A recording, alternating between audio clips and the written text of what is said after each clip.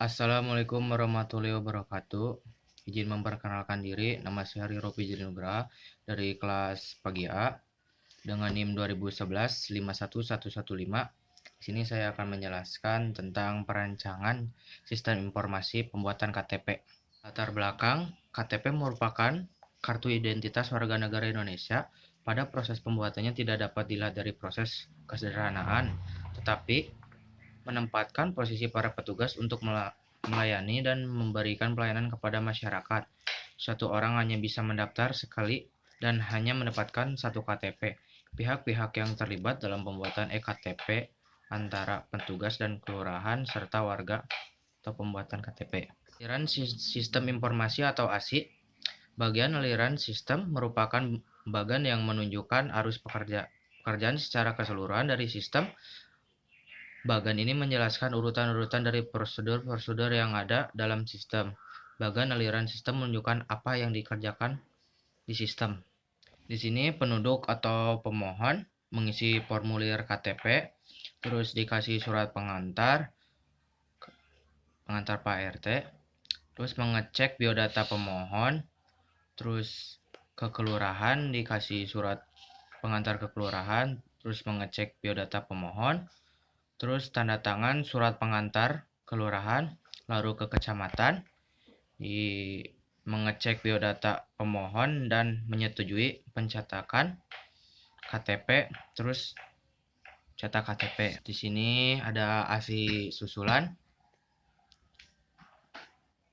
Penduduk atau pemohon mengisi formulir KTP, terus dokumen atau formulir pembuatan KTP, lalu di input data formulir, terus dikasih surat pengantar Pak RT, terus mengecek biodata pemohon, terus input data dari desa ke kelurahan, lalu ke kelurahan mengecek biodata pemohon, terus tanda tangan surat pengantar ke kelurahan, terus ke kecamatan mengecek biodata pemohon dan menyetujui permintaan pembuatan KTP, terus cetak KTP.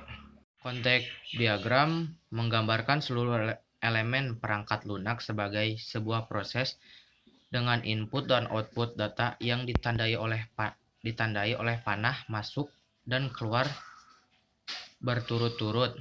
Proses-proses tambahan dan aliran data seperti yang digambarkan di konteks diagram dipisahkan untuk menampakkan proses yang lebih rinci. Aliran data dari pegawai ke kelurahan atau desa ke aplikasi berupa data kependudukan yang telah diinput pada masing-masing kekelurahan atau desa. Aliran data dari aplikasi ke kelurahan atau desa adalah berupa laporan data kependudukan yang telah diterima dan data cetak KTP baru. Aliran data dari aplikasi ke kecamatan adalah berupa laporan cetak KTP dan laporan data kependudukan yang telah diinput dari tiap-tiap desa. Aliran data dari Dukcapil ke aplikasi berupa data update agenda, kegiatan, dan update berita permintaan. Aliran data dari aplikasi ke Dukcapil adalah berupa laporan data kependudukan dan laporan cetak KTP baru. Data flow diagram atau DFD adalah gambaran dari grafis yang menggambarkan aliran dan perubahan data yang bergerak dari input ke output. DFD dapat digunakan untuk menggambarkan sebuah sistem atau perangkat lunak pada beberapa level. Mengisi formulir KTP oleh penduduk ke admin kelurahan dan kemudian admin kelurahan memasukkan data penduduk ke dalam database kependudukan berupa data dari setiap penduduk dari proses pendataan penduduk. Proses konfigurasi nomor induk kependudukan atau NIK dan diverifikasi penduduk oleh sistem aplikasi melalui proses update penduduk. Proses pemasangan barcode oleh sistem aplikasi melalui proses pembuatan barcode. Memasukkan laporan data penduduk dan laporan data KTP baru oleh admin ke kelurahan melalui proses laporan data kependudukan dan KTP. Memasukkan data pembuatan KTP oleh admin kelurahan melalui proses cetak KTP. Sekian dari saya.